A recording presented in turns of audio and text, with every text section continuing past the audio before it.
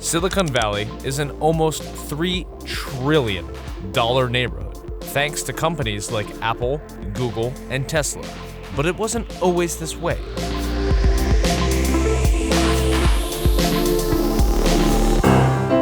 In the late 1800s, San Francisco's port helped make it a hub of the early telegraph and radio industries.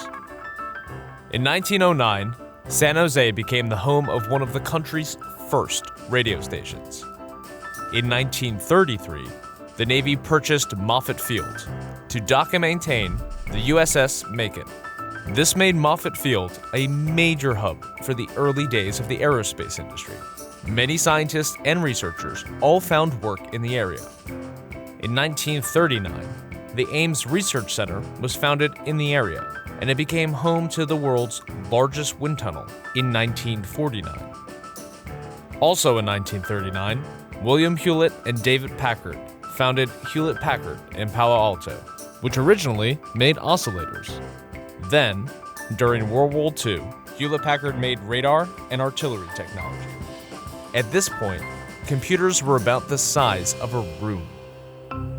In the 1940s, William Shockley co-invented the transistor while at Bell Labs. The transistor is now known as the computer processor. In 1956, Shockley left Bell and founded his own company, Shockley Semiconductor Labs. It was the first company to make transistors out of silicon and not germanium. The company was founded in Mountain View, California, so Shockley could be closer to his sick mother. Shockley's company employed many recent graduates from Stanford. In 1957, 8 Shockley employees grew tired of his demeanor and left the company. Shockley called this group the Traitorous 8.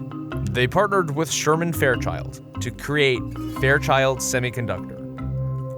In the early 1960s, Fairchild helped make computer components for the Apollo program. Later in the decade, many of the Traitorous 8 left Fairchild, including Gordon Moore and Robert Noyce, who in 1968 founded their own company in Santa Clara called Intel. Soon after, other ex-Fairchild employees and Traitorous 8 members helped found AMD and venture fund Kleiner Perkins. In 1969, the Stanford Research Institute became one of the 4 nodes of ARPANET, a government research project that would go on to become the Internet. In 1970, Xerox opened up PARC Lab in Palo Alto. PARC invented early computing tech, including Ethernet computing and the graphical user interface. In 1971, journalist Don Hoefler titled a 3-part report on the semiconductor industry, Silicon Valley, USA. The name stuck. In the 1970s, companies like Atari, Apple, and Oracle were all founded in the area. In the 1980s, Silicon Valley became the widely accepted center of the computer industry.